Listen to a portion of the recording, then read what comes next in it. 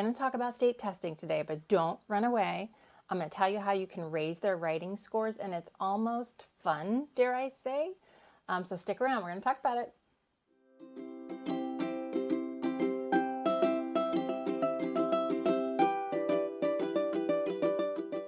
Hi, I'm Robin Mellum, children's book author with HarperCollins and Disney Hyperion. I'm also a middle school teacher, and I teach writing. We're going to talk about state testing, which I know as teachers, we kind of cringe at that. We don't want to talk about it. We kind of want to run away from it. But state testing is like taxes. We got to deal with it sooner than later. And I am someone who doesn't really like to deal with my taxes. So that's kind of a habit for me. I'll try and do it in the last 5 minutes, before we have to go to the meeting. But that always proves to be not a good idea.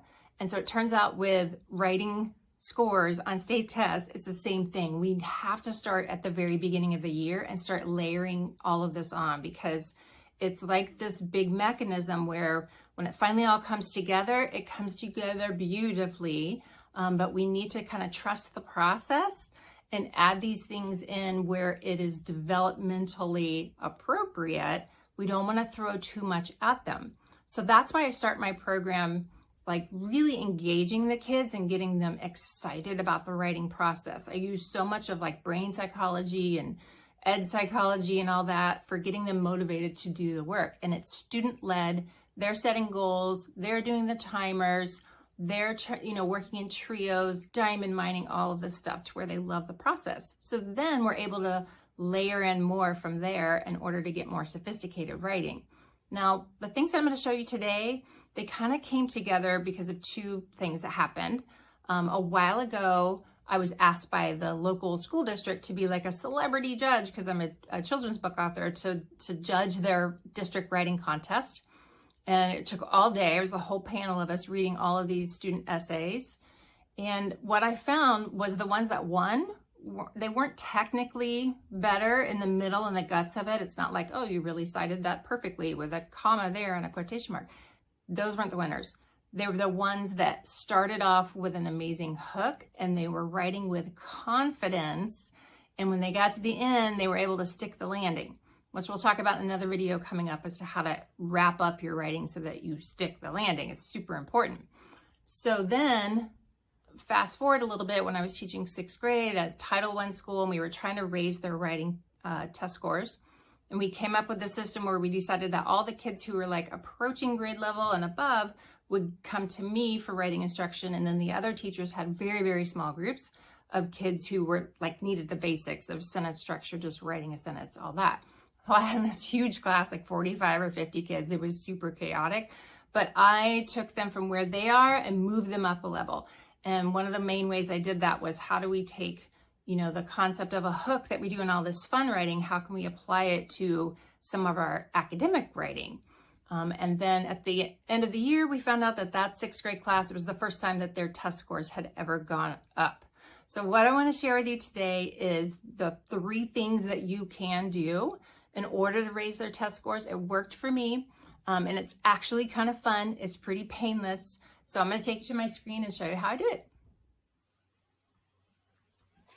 All right, I have some slides I want to share with you to take you through these 3 steps and then show you exactly what I do, how I teach these in my class. So first step in order to get this going is that we talk about constructed response, which sounds really boring and not fun. But basically it's just an answer to a question, but you're going to write it in an academic way. It's what we often call the RACE strategy, RACE. And in my other video about how to teach essays without worksheets, I go and find that one too, because in that one I talk about how to deconstruct an essay, and you do the same thing for this. You take apart an answer and put it in different strips and then have the kids try and reconstruct it in the right order. So I would do that with a short answer question like this. And then we practice what's called fun size essays. And I use that it's a term from Gretchen Barnaby in an academic writing book that she wrote. I love it.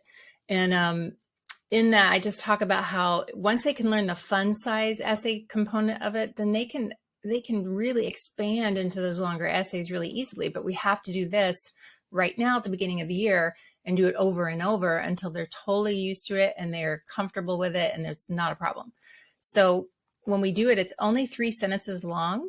And we do the I do, we do, you do thing where I show it to them, they copy it down, then they do it with a graphic organizer, and then you scaffold it so you take back the layers of help. So I'll show you what we just did this recently. We were reading Aesop's fables, and there's a short fable here, and then they have to answer the question about this horse's personality and cite text evidence in their answer. So here is what I use. If you're not familiar with the race strategy, this is what it is. Restate, answer, cite, and explain. One thing that I do differently, maybe you do this too, but do you see here in the RA part, it can get kind of confusing because RA is often actually written together in one sentence because you're restating the question and answering it.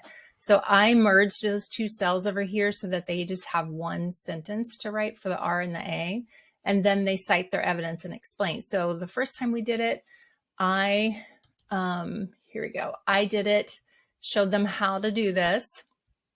And then I had them write it in their notebook. They had to copy it. For some reason, they actually love copying. Like they rarely ever get to do that anymore. But I want them to feel what a full paragraph feels like. How long does it take to write it? What should it look like? Where should I indent? Where do the periods go? What is it? So they can just really like visualize themselves writing a paragraph of that length. And it's only 3 sentences long, but it's a pretty good paragraph. Now I would do this over and over, probably for that first part of the year, maybe even through winter break, and keep doing it. Like, so I've been doing it every Wednesday, but we're kind of in go mode right now. So next week I'm going to do it a couple of days in a row, because they're going to get a grade on one of these. So eventually they're off they go, they do their own, where it's just the question and the blank page. So on Monday, they're going to do it with a question and a blank page, but not for a grade. I'm going to give feedback, and then the next day for a grade, because they've already done the graphic organizer stuff now. So they're getting used to it. Okay, so let's say you get through the first part of the year. You've done this over and over. Maybe you're doing it every Wednesday or whenever you want to do. And they get used to it, where you can give them a question and they can actually do it on their own. Then you bump it up to the next level. That's number 2, where you're going to go back to those hook lessons, the ones that I do in Writer's Workshop. So this is where your workshop, where they're having fun with it, when it actually is going to pay off for you in these writing assignments on the state test. The hook. You can put a hook in one of these constructed response paragraphs. And to practice this all year, every once in a while, we just do a hook smackdown, where I give them a topic and they have to come up with a line. That would be a good hook. If you go back into my hook lessons, I talk about how that first sentence, they're not allowed to mention what the topic is in that intro sentence. It's a surprise. So there's a certain way I teach a hook, but we do these where it's like, okay, the topic is water. The topic is baseball bats. The topic is summer, whatever. And we just kind of come up with a topic, and they throw out their ideas and we vote and we just have fun with it, to where they get used to it. And they're like, writing a hook is something that we do all the time. I mean, that's part of writing, is that we have to do these things nonstop. So then we're going to fold in the hook to the race essay, but now we have an H at the beginning, which is an H race, that we call it a horse race. So now we go back to this one here, where we're going to add the H, and they're going to add a hook, make a statement about the topic. Now, if we were doing like in that one that I did, where I'd have to kind of go back a little bit and show this, like I would do it for them. So maybe if it was about this jackdaw, this bird who thought he was like really ugly. And so my hook might be something like, many people are, something about how Instagram makes us all worry about how we look, because everybody's trying to put their best foot forward. Well, in Aesop's fable, the jackdaw thought that he was not that kind of bird. He would never be accepted, blah, blah, blah. So they take that hook, then they go into the RA section from there, and have them practice this for a while, like maybe do a whole month or so on just layering in that hook with their constructed response, their fun size essays.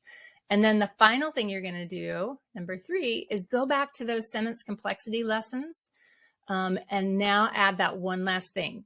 You're going to write, if you hear this awubis sentence, and it's one little bit of deeper analysis. And this is what the awubis thing looks like from my program. And you guys have seen this. It's all these sentence openers, but it's more sophisticated type writing. It's going to have add variety to what they're doing.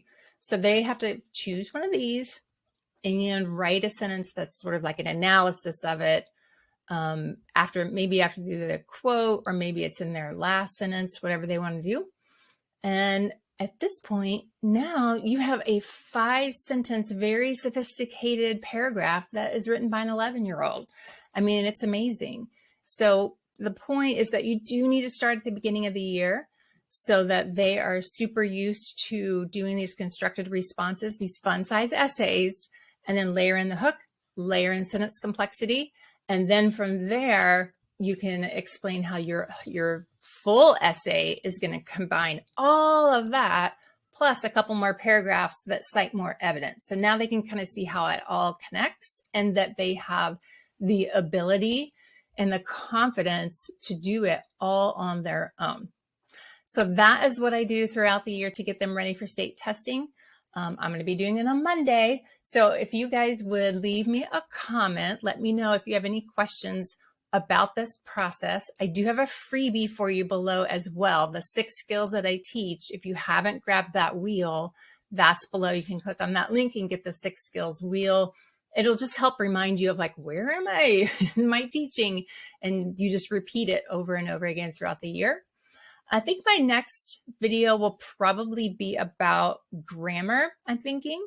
I'll tell you how I fit that all in with this writing program. All right, thanks for listening. I hope that helped.